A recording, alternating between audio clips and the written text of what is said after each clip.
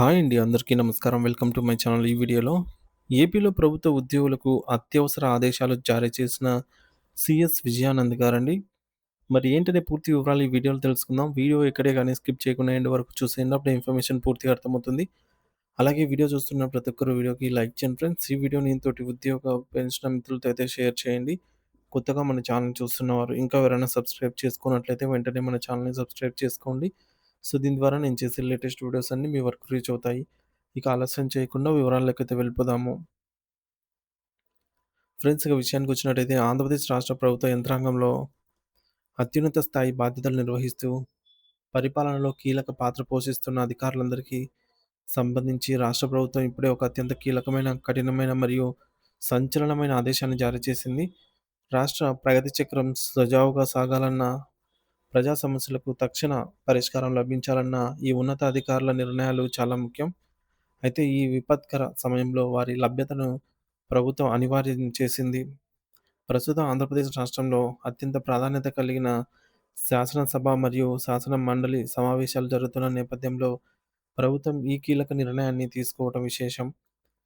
ప్రజాస్వామ్యానికి దేవాలయాలైన అసెంబ్లీ మరియు కౌన్సిల్ సమావేశాల్లో రాష్ట్ర భవిష్యత్తుకు సంబంధించి అన్ని కీలక నిర్ణయాలు, చర్చలు జరుగుతూ ఉంటాయి. కాబట్టి ఆ సమయంలో పాలనా యంత్రాంగం నిరంతరం అప్రమత్తంగా ఉండాలని ప్రభుత్వం భావించింది.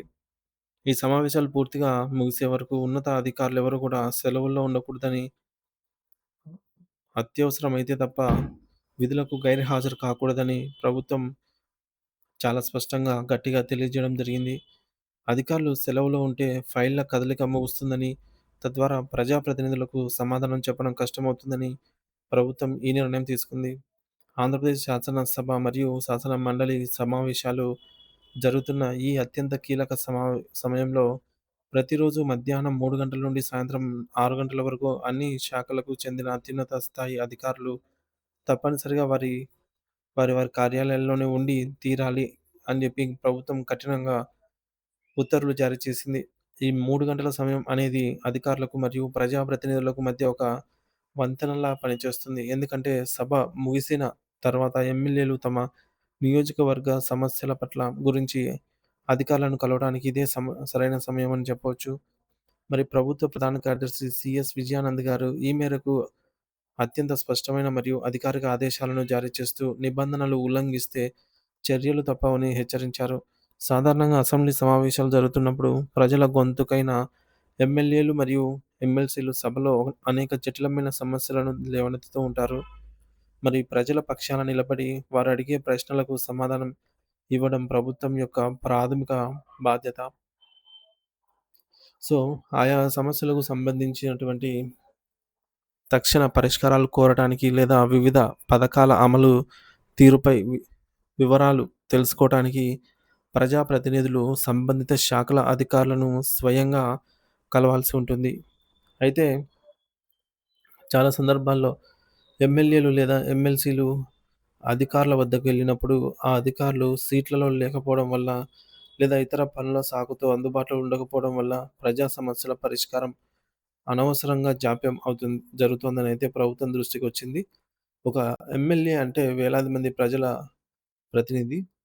ఆయనకు అధికారి అందుబాటులో లేకపోవడం అంటే ఆ ప్రజల సమస్యలను నిర్లక్ష్యం చేయడమే అవుతుంది.